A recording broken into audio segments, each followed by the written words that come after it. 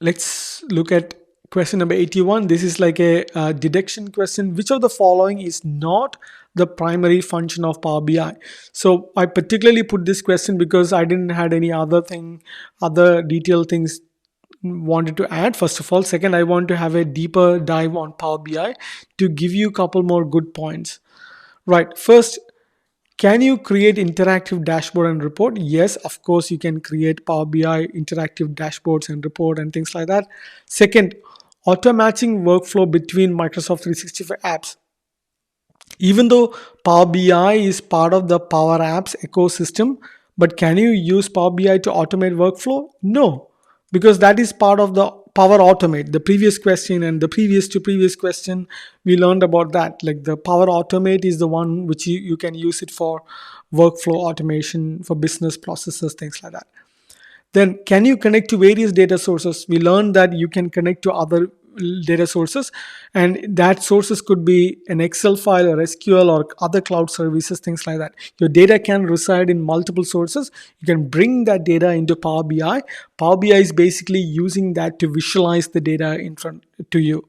And finally, can you use Power BI for insight for data analysis? That is exactly the point. It's not only visualization, you want to get a deeper insight, rich insight, so that it can actually impact your organization with that insight. How can I use that insight to either progress my business or like what are the changes I can make in my organization if I'm using in that metric or lens? That is why I should be using this tool rather than just as a dashboard, just seeing some bunch of numbers here and there that looks pretty, things like that. It should be used for a particular goal in your mind. So the wrong answer is automating the workflow between Microsoft app, but the right answer is using it for all the other three aspects and more. So let's see if I can go and show Power BI. I don't have Power BI in my lab device.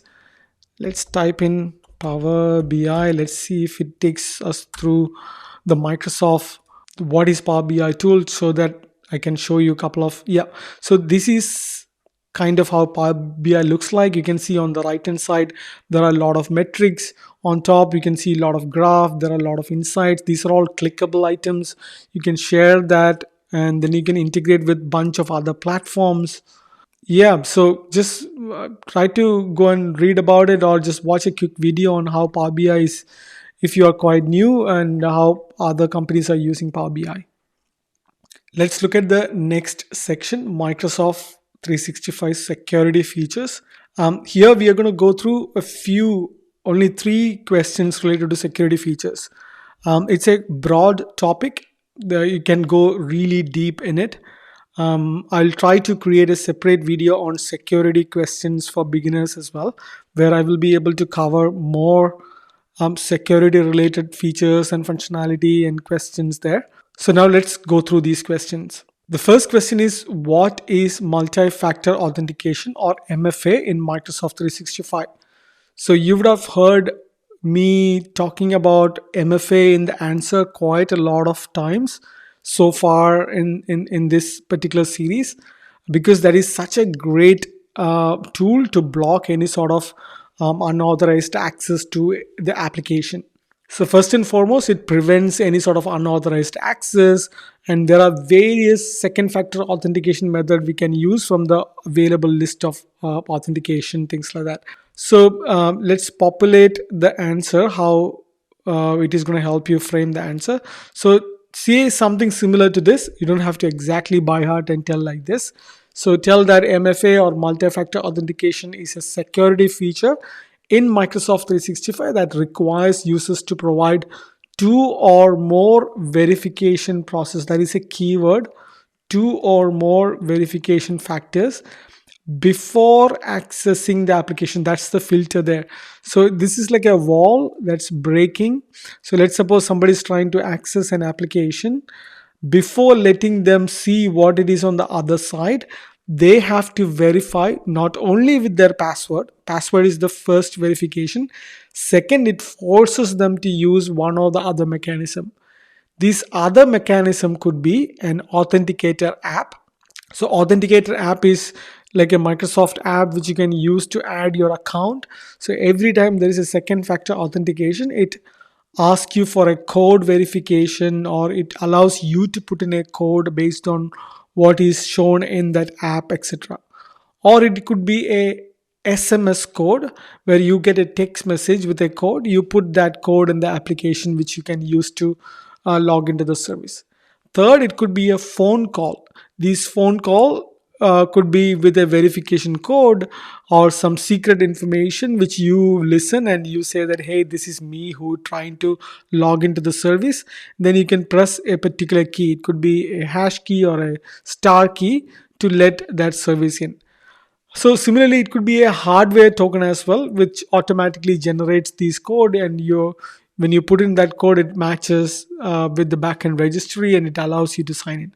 So the whole conversation is that second factor authentication could be anything before you access whatever you are trying to access. So this is an extra layer of security beyond just password. So use all the combination of all the things what I said, and frame your own sentence to talk about these things. First and foremost, you need to let this message across that it is going to prevent any sort of unauthorized access. That's a very key point, because if an attacker is trying to log into your service, if they got hold of your password, if you have MFA enabled for that service, that attacker will not be able to successfully penetrate into that application or the service, because it forces them to use another factor of authentication. Could be an application verification, could be an SMS or phone call. So the attacker have to have in possession the password and the second factor to log into that service. Let's look at question number 83. So here a company wants to block sign in from untrusted location but still allow remote employees to access Microsoft 365 securely. How can you achieve this? I think you kind of know the answer to this as well. If you're a beginner, it is difficult for you to articulate this, but I will help you frame the answer. First, let's populate the option. So the tool what we are going to use, it's called, or the service or the feature what we are going to use is called conditional access policies. Just like MFA, it is easy to configure, but it is very effective in terms of what it does. So what is conditional access policy? This conditional access policy allows us to define a risk-based access rules. These are basically like rules. Like, I don't know whether you have worked on your Outlook about email rules or email follow rules, where you can say that, hey, if I receive an email from this particular person, move that email to another folder. It basically like that, bit more advanced or complicated and bit more nuance around it. So these risk-based access rule allows sign in only from trusted locations. So you can tell that, hey, within the rule, if the user is coming from an IP address which is not trusted in my organization, it could be a whitelist which you have, and if it is not part of that whitelist, then either you can block it or you can force them to go through a multi-factor authentication. So there are two ways you can handle it. One, you can allow it and audit it. Second, you can block it completely. Third, you can force them to go through an extra verification because you just want to make sure it is the right user. Then that extra verification could be anything of that MFA, what we talked about, and then they can access it. Or another rule could be restriction based on a device type. So I talked about blocking from an IP address. Another could be if your employees are only allowed to use a corporate approved device.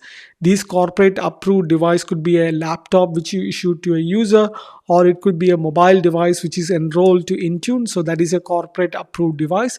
If anybody is trying to access your corporate resources from any other unknown device which is not part of your allowed corporate managed devices, then you can block it. That's another rule. Or you can exempt certain services. Some services they can access, some services they can't, based on the confidentiality level, things like that.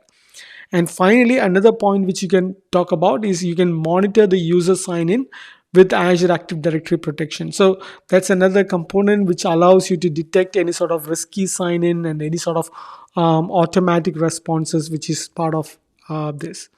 So these are all the things what you can use these points to explain or answer this question. As a beginner, if you are quite alien to this particular thing, can be tricky, but don't worry. As a beginner, they should not ask this. If they ask, you should be knowing about what is MFA and what is conditional access. Let's look at question number 84. It's like a deduction question. Which of the following is not a feature of Microsoft Defender for Office 365? There are quite a number of Defender products within the Microsoft ecosystem. I will try to explain that in the security component or a security video. But here, the Defender for Office 365 is catered towards providing support or additional layer of security for your mailboxes and your Office 365 related emails and incidents and things like that.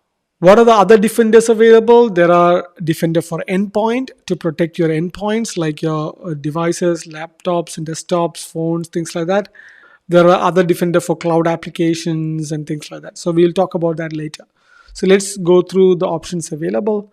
The first statement is protection against phishing and malware threats in email.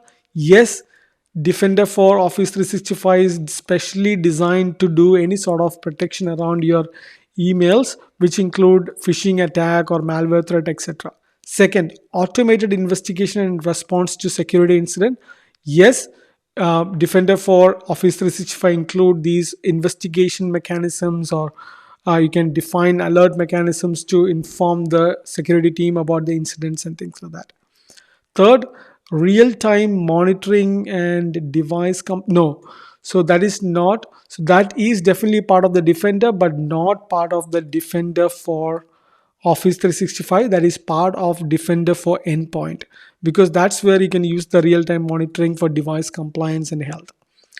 The last one is safe link and safe attachment.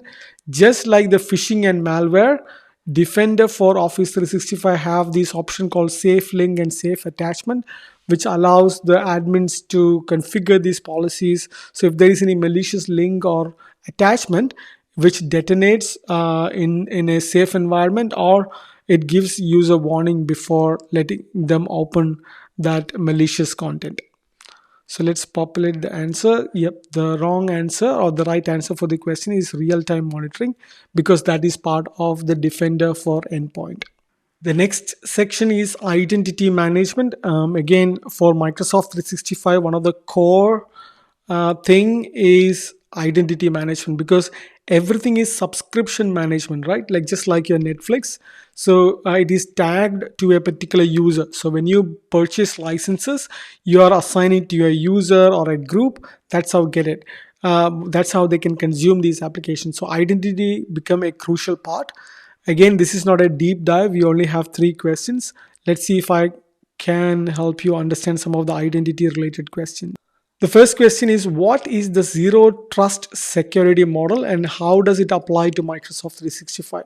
So the zero trust methodology, zero trust security model is not a Microsoft defined one. It's like a public one which Microsoft adopt and adheres and create security solution which has all these components to help you address these zero trust security model. If you're a beginner, I don't think you have heard of it. Let me populate it so that you can answer this question. So the zero trust model is a security framework that assumes breaches are inevitable. So the model start off with telling that, hey, they always assume that breach is imminent. So it is already breached, or they are trying to assume breach all the time. And then you put peripherals or scaffolding around it to make sure that you verify it explicitly before granting access, or you use least privilege access at the very maximum, or things like that. So what are the components which you have within the zero trust framework? You have verify explicitly. That means that users always need to authenticate and authorize based on their identity, device, location, and behavior. So if you ask how do you do that, you can either use MFA or conditional access. The next is use least privileged access. How do you do that? So restrict user to only on what is necessary for the user. That is a rigorous process security team has to go through in your organization to provide the least required access for a user within an organization so that they are not abusing the rights what they have. Third is assume breach. So that's the posture you take within an organization. Like I always assume breach so that you continuously monitor for any sort of suspicious activity and respond proactively to any security threat. So these are all the pillars. And within Microsoft 365, we have conditional access, you have multi-factor authentication or defender to address these concerns. Let's look at question number 86. A company want to ensure that only company issued devices can access Microsoft 365 apps even if employee use their personal account. So they are okay with employees using their personal account. Personal account could be Hotmail or Outlook account. How can you achieve this? So if you remember a couple of questions ago, one of the rule within the conditional access is to have a device compliance. I talked about device compliance, which allow you to force the user to verify or come in from a only approved devices. That is one motion. So the user, if they try to access from any sort of any sort of device which is not enrolled to your organization, first of all they will be getting a block message, they can't access it. So you can create these rules within the conditional access policy to do that. So the answer, how can you frame it? You can say that, hey, the company can enforce conditional access policies with the device compliance, and it can be done in Azure AD or Entra ID, or there are multiple places you can do it, but that's not the whole point. Even if you miss the last point, like where you can do it, but just address that you can make it happen using conditional access policy with the device compliance within device compliance rule. Let's look at question number 87. It's a deduction question. Which of the following is not a key component of identity management in Microsoft 365? So there are multiple ways you can manage this identity. I talked about it. Azure Active Directory is a directory service which you can use to manage these IDs. Now it is called Azure Active Directory or Entra ID. So that is a correct answer. Microsoft Defender for Office 365, which we just now learned, it's not an identity platform. You can't use that to manage the identities. You can use that to protect against malware, threats, threat analysis, safe links, safe attachment, things like that. Not an identity platform. So that's wrong. Role-based access control, yes, you can use role-based access control to first of all provide the least privileged access. One way of doing it. Rest of it is you only assign the right role based access for a right user. Single sign-on again is a component of identity management, because if you enable single sign-on, that prevent or that doesn't need a user to put in their username and password multiple times, because you're already authenticated a user signing into the device. The rest of the services, they can automatically sign in whenever they want. So that's single sign-on. So the correct answer for this question is Defender, because you can't use Defender for identity management. The next section is compliance offering. So just like security, compliance is also a good topic for you to understand. When I go through the security video, I will make sure to include more questions on compliance and security. But for this, as a beginner, you just need to understand on a high level. So let's look at the first question. Question number 88. What is Microsoft Purview and how does it help organization manage compliance? So if you're quite new and you never heard about Purview, let me help you understand what Purview is. So first and foremost, let me take you to the Purview portal and show you what and how it looks like. I don't know whether that is going to make sense to you, but let's go to the admin portal. Just like your any other admin portal, if you come down and you can click on compliance, that's taking you to the compliance portal, that is the Purview portal. On a high level, this is where the administrators within your organization come in and create a lot of rules and policies to make sure everything is compliant and things like that. So it has multiple solutions. You can see that you can audit a lot of things.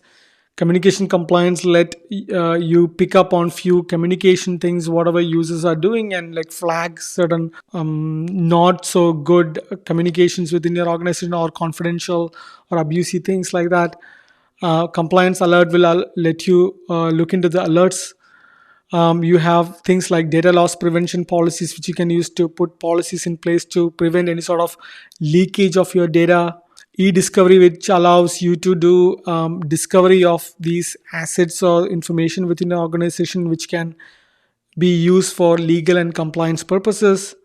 Information protection allow you to define these rights management services. There are a lot of things you can do. So you can see that there are so many options.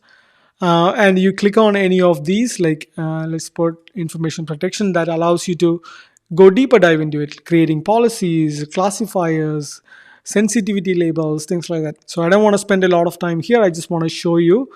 I don't know, did that help or did it complicated things? But let me first populate it so that I can help you answer this question. First, how do you answer it? Microsoft Purview is a unified data governance and compliance solution, because you can see that it is a unified data governance and compliance solution, because it has a lot of things which you can use a single portfolio, a single tool to do a lot of things within your organization. That is first and foremost. Second, what does it include? On a high level, I already told you that it includes data loss prevention. So what is data loss prevention? It prevents any sort of accidental sharing of sensitive information. The next, it has the information protection. So what is it? It can encrypt and classify sensitive document within your organization. Then it has insider risk management.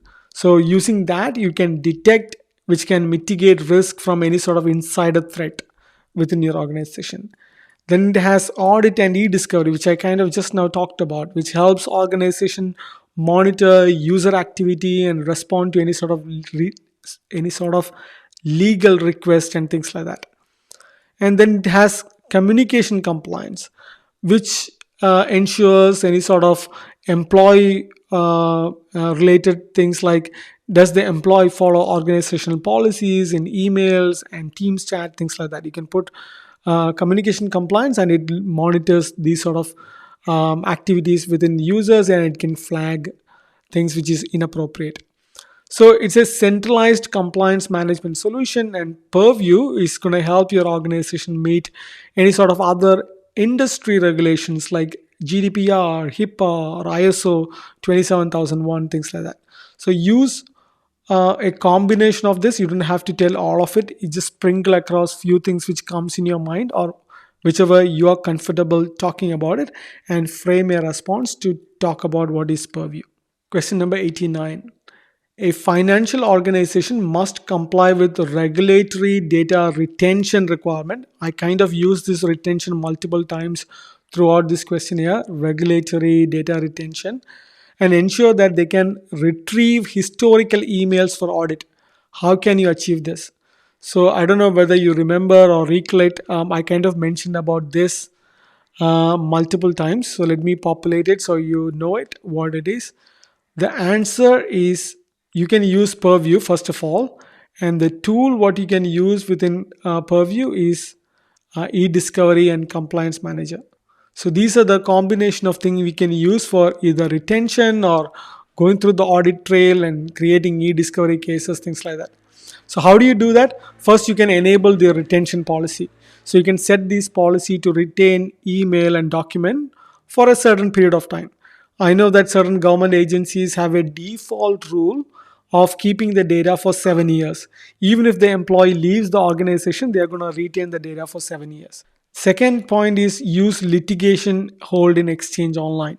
So that is going to preserve emails and Teams conversation indefinitely, so that you can always go back into that, not to look at what users are doing, but just for the fact that it is compliant for auditing purposes. Third, you can leverage e-discovery. So e-discovery is, like I mentioned before, like it's a search tool which you can use to export relevant communications for regulatory audit. So it's a privileged one. Not all users can access it. Only e-discovery administrator in your organization can look into that data. And finally, you can monitor compliance score. So when you go to Purview within the compliance manager, there is a place where you can track and look into the industry regulations and check your score against your industry peers and things like that. So use the combination of all of these features I mentioned to answer the question. Let's look at the question number 90. Which of the following is not a feature of Compliance Manager? All right, so let's go through the options available. Does it provide pre-built assessment for regulatory compliance like GDPR, HIPAA, etc.? Yes, I just now talked about it. You can use the Compliance Manager to do that. Does it automatically fixes compliance issue without the user intervention? I never talked about any automatic fixes. Definitely know that that is not a functionality of Compliance Manager. It doesn't automatically do that. Compliance Manager only provides recommendation but doesn't fix it automatically. Does it help organization track and improve compliance posture with compliance score? Yes, 100%, because there is a place where you can actually go and see the score. We talked about it just now. Using that, there are a lot of recommendation you can use, and then you can improve your score as well. Fourth is, does it offer guidance on improving compliance based on industry standard? Yes, it does offer guidance on improving compliance based on industry standard. Like you can go in and look at these compliance standard and it offer you recommendation. So the right answer for this is option B. It doesn't automatically fixes, but rest all of the options are right. So now you know a bit more about what is the compliance manager. So if somebody asks what is compliance manager, you can use these 3 points to answer that.